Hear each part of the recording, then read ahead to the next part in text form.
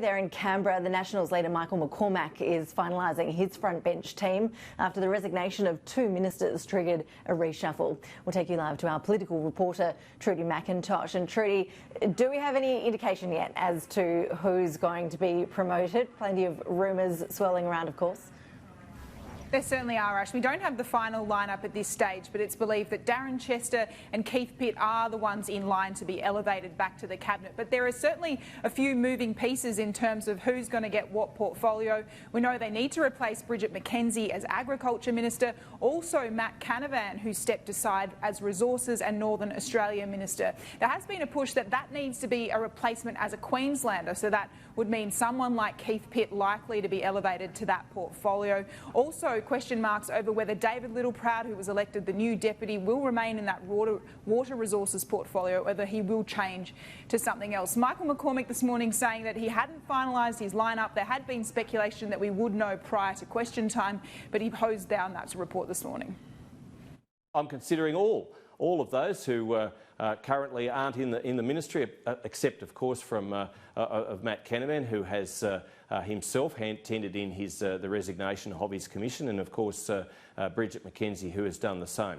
But I haven't determined who is going to be in the ministry as yet. We won't be making any. I won't be making any announcements before question time. I don't believe at this stage. I still have to have a talk to a few colleagues.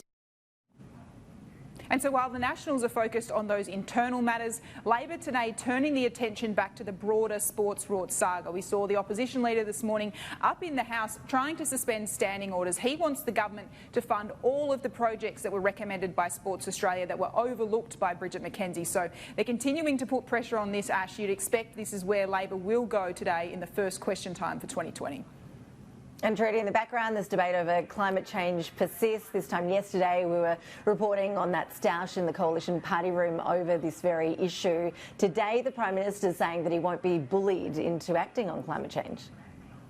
Yeah, very strident comments this morning from the Prime Minister, who continues to be grilled on his climate change policy. He's insisting that he's going to stay the course when it comes to the current approach to climate change. It was all really sparked by what we saw come out of those party room meetings yesterday. The more moderate Liberal MPs, people like Trent Zimmerman and Fiona Martin, standing up saying that their seats are vulnerable if more isn't done to address climate change. But on the other side of the party, the more conservative side, people like Matt Canavan and Barnaby Joyce standing up in favour of coal. So it's a difficult one for the Prime Minister. Here he was this morning, though, pretty strident about this current approach to climate change.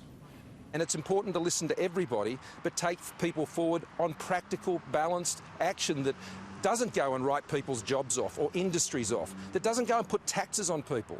I mean, action on climate change does not mean taxing people. It's about technology, not taxation. So we won't be bullied into higher taxes or higher electricity prices. What we'll do is take practical action. So, Ash, as that party room brawl yesterday exposes, it's a pretty difficult balance for the Prime Minister here in terms of keeping both sides of his party room happy when it comes to the approach on climate change.